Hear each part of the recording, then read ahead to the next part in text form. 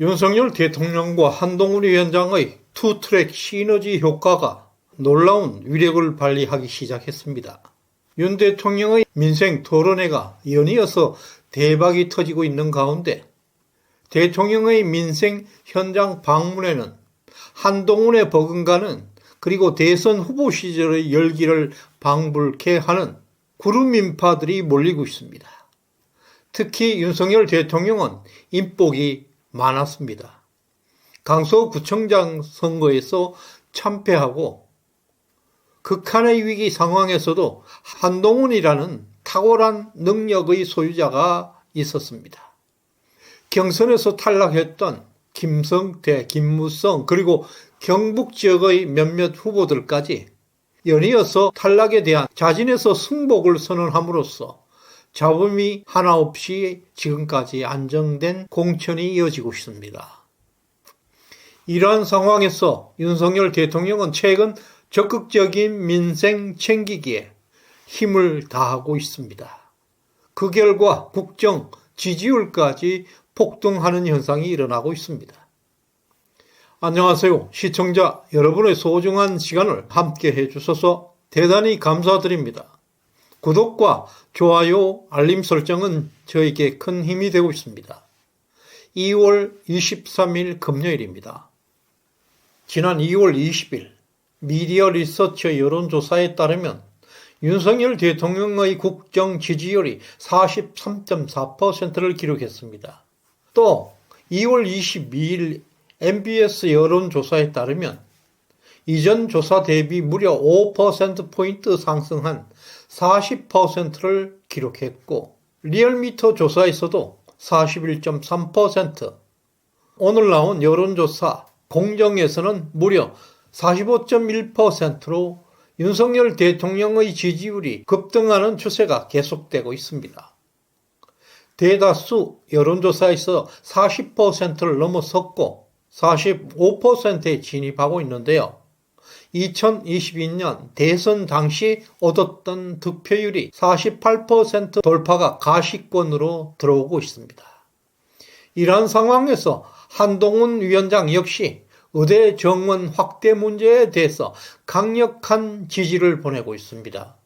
어제 비대위 회의에서 오로지 국민과 환자의 시선에서 이 문제를 해결해야 한다.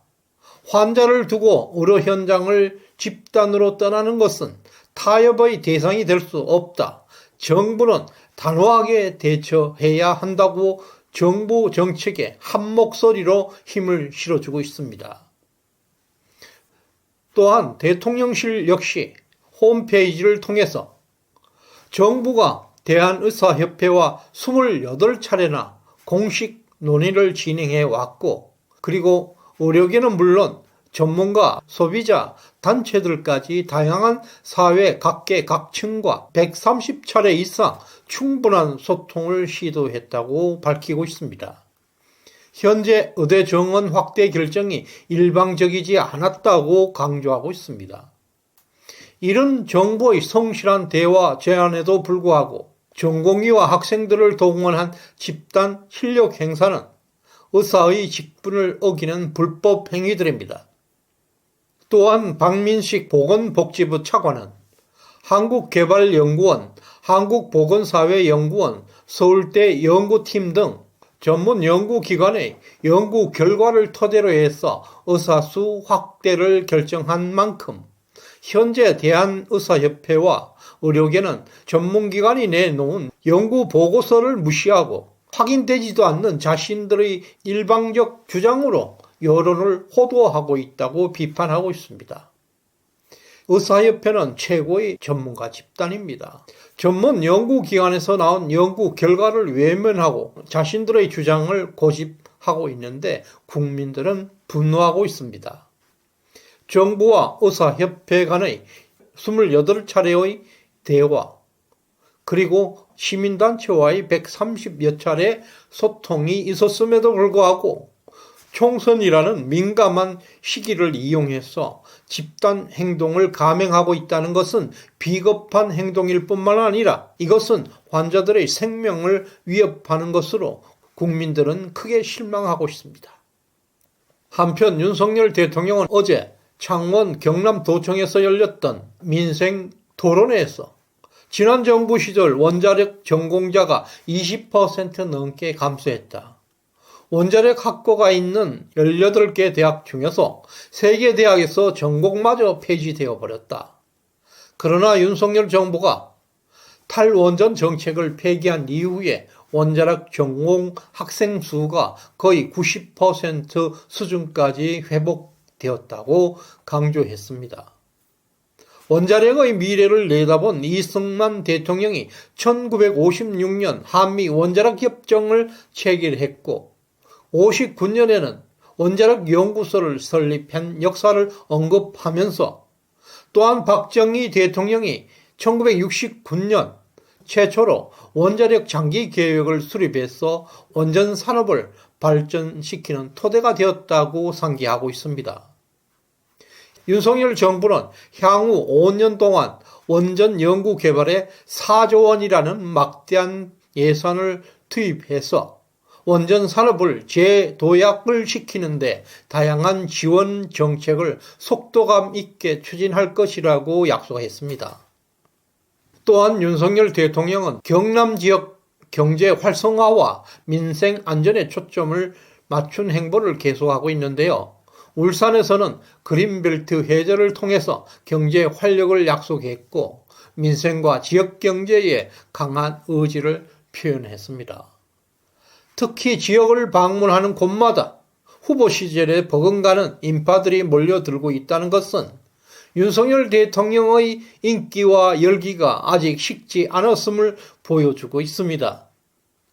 어제 마산 어시장에서도 엄청난 구름 인파가 몰려서 인산 1호를 이루기도 했습니다.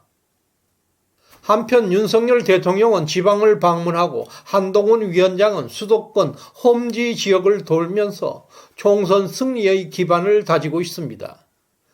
투 트랙의 강력한 위력을 실감하고 있습니다. 그 반면에 이재명의 민주당은 여론조사를 조작해서 컷오프를 시킨 것이 발각되는 등 공천 파동이 심각한 내부 분열로 가열되고 있습니다. 이런 복잡한 내부 문제 해결에 급급하고 있어서 이재명 대표는 선거운동은 뒷전이 되고 있습니다.